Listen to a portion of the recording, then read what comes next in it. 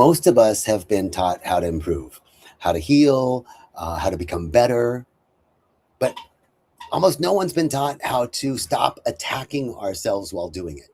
You know, so much of what we do is based on a microaggression. No one talks about how to do this process ourselves. So I want to talk to you today. Welcome, everybody. Welcome to Walking the Path. I want to talk to you today about unbecoming the inner self-acceptance. Radical self-acceptance is really the ground for healing. But before I do that, I want to remind you that we are here.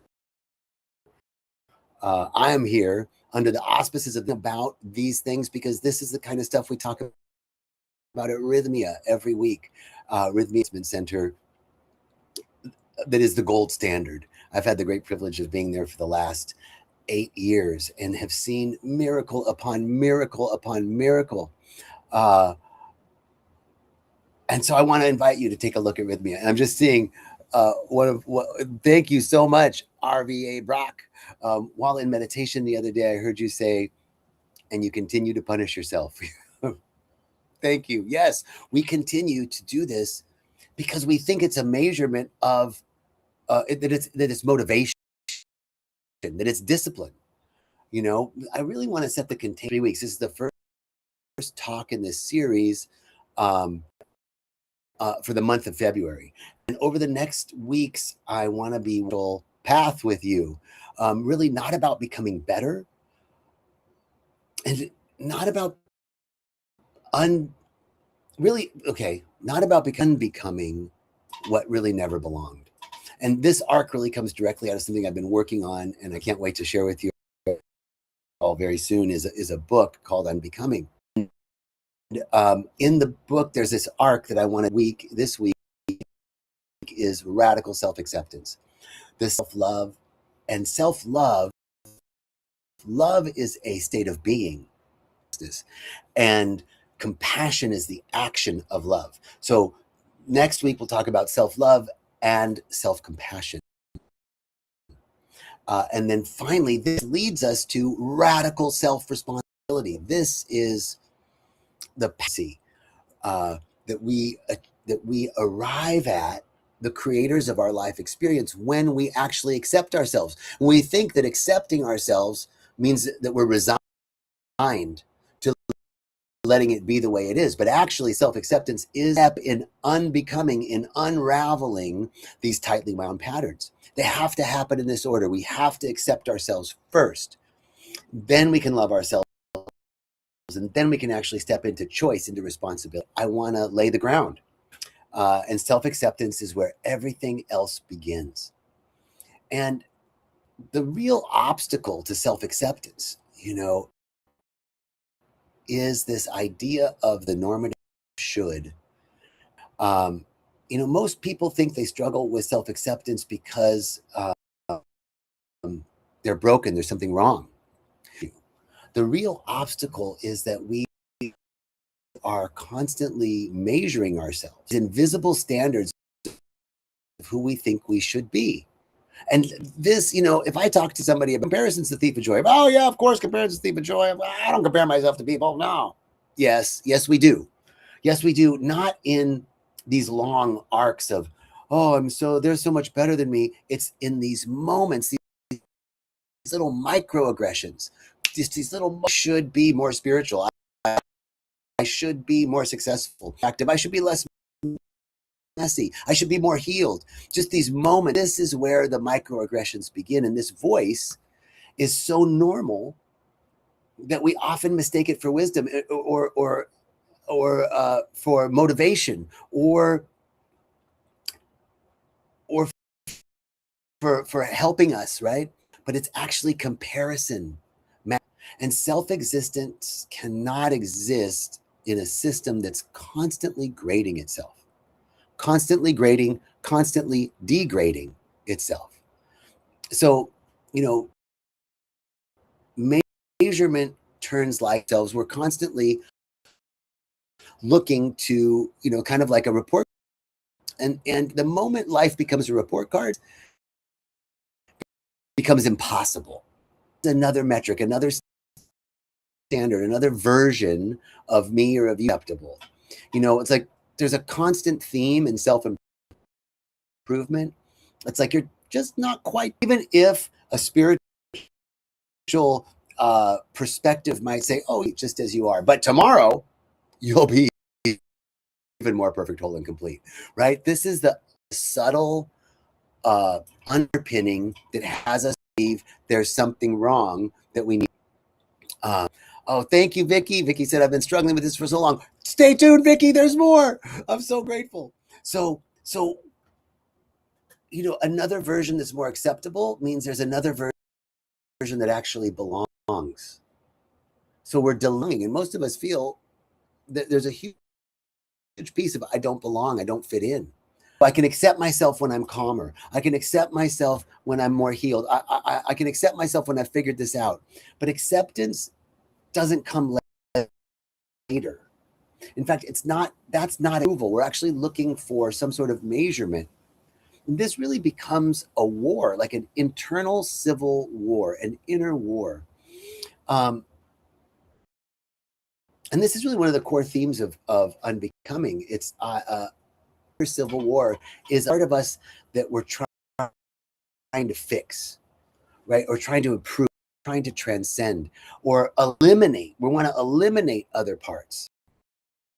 Thank you, Deirdre. So grateful. I remember you. We're trying to exile these parts of us, but we think this is actual growth, but that is actually self-opposition. And it's exhausting, right? We're tired because life is hard, and it can be, but we're tired because we're fighting ourselves constantly degrading ourselves, these little microaggressions. So let me clear the confusion about what self-acceptance is. Self-acceptance is not resignation. Self-acceptance is not approval of harm or giving up on growth. Self-acceptance is not status quo or the way things are. Self-acceptance is ending the argument exists. It's a willingness to let ours be in the moment, to be okay, including our feelings, including our history, including our humanity. I'm accepting myself, all of me. In fact, Carl Jung talks about the necessity to accept the worst parts of ourselves, because those parts of ourselves, those are the aspects that have been exiled. And those are the parts that need to be accepted, not rejected, and not to change them. We don't accept like, okay, great, I'm going to accept the worst part of me so that it goes away and I never experience that again. Because those have really important information. Jealousy and envy was a bit of a strategy that I developed early on in order to belong. And when I went through this process of unbecoming, I saw, let's see, I have a poor connection here. What's going on? Process of unbecoming. I saw that that the jealousy and envy actually had benefits, right? There was some good information because jealousy and envy was actually saying there's a part of you, there's something realized, there's something in you that wants to be brought forth. And so there was some actually good information there. So I don't want to bring jealousy and envy in, these parts of me, the worst parts of me. I don't want to bring them in to shut them up. I want to bring them in so that I want to bring them in so that I can give them a seat at the table, right? I want to bring them in, not so that they're silenced for no longer running the show, right? When I'm my soul, I get to choose because everything has good information. I use the example of a barking dog. Dog to bark at everything, right? But I don't want them to stop barking. There's somebody coming that I don't want to come, right? But if it's just my neighbor taking out the trash, I don't want them to bark. So our worst parts, they're like the barking dog. We don't want them to shut up forever because there's some good information there.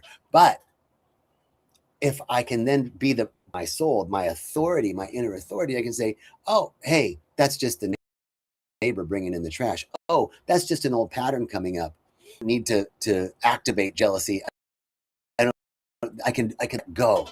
But there's also a moment when it comes up, I go, oh, that's something in me that wants to be realized. That's something in me that wants to be expressed. So that's where we get to be responsible. We're going to talk about that in week 3. But, most of us learned, back to this acceptance, we learned early on that love was conditional. We got to be good. We got to be impressive. We got to be strong. We got to be spiritual. We got to be less humble. And if we are, then we're and when we failed to meet those conditions, we didn't just feel pain. We concluded that something was wrong. We concluded there was something wrong with me and in me. And I don't even think I would have realized that I thought that there was something broken. The voice was so internalized that I just thought improvement. It's self-acceptance is saying I'm allowed to be as I am. Even while I'm healing, even while I'm learning, even while it's messy, belonging comes first, growth follows. And acceptance must come first because you can't love what you're still trying to eliminate. Get to self-love if I'm trying to kill off these other parts. That's still the war. I can't reunite with, actively at war with. So I can't parts that I refuse to see. I can't take responsibility of shame. Acceptance actually creates safety.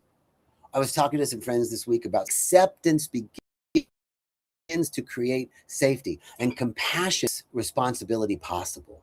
Being self-accepting and self-loving actually makes it possible for us to actually be responsible from a place of choice.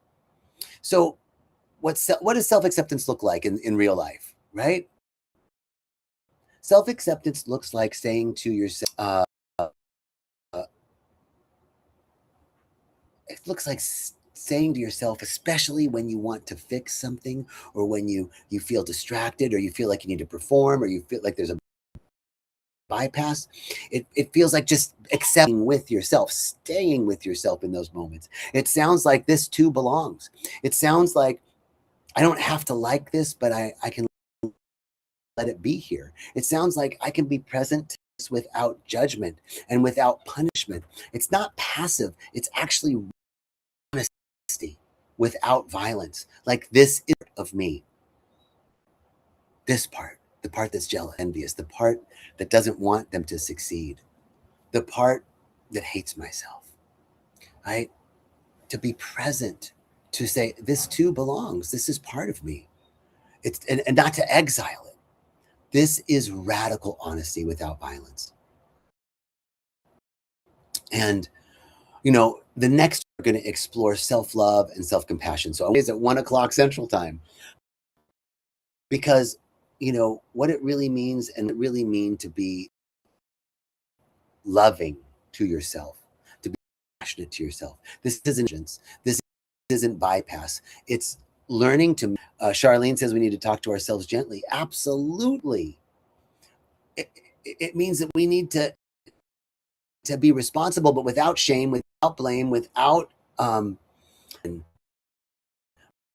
really with our responsibility, power to choose from wholeness instead of from our wounds.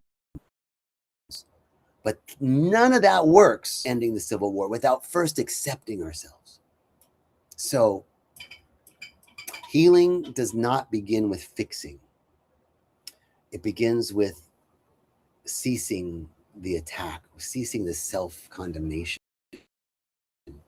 Self-acceptance is the end of the path. It's the ground that the path begins on, And the war within us, this too belongs. This is wrong with me that I feel this way. My feelings are valid just as they are. They don't get to run the show, but I get to acknowledge them. I get to acknowledge that, yeah, there's a part of me that's jealous. It's okay. Everything belongs. And it doesn't mean our life is perfect. It means that we're just honest. We're just honest with ourselves. And honesty is where freedom begins. So I'm looking so forward to seeing you guys next week. 1 o'clock Central Time, we're going to talk about self-love and self-compassion. And I'm so grateful and so thankful for this moment. Just sending you all richest blessings, and I'll see you soon.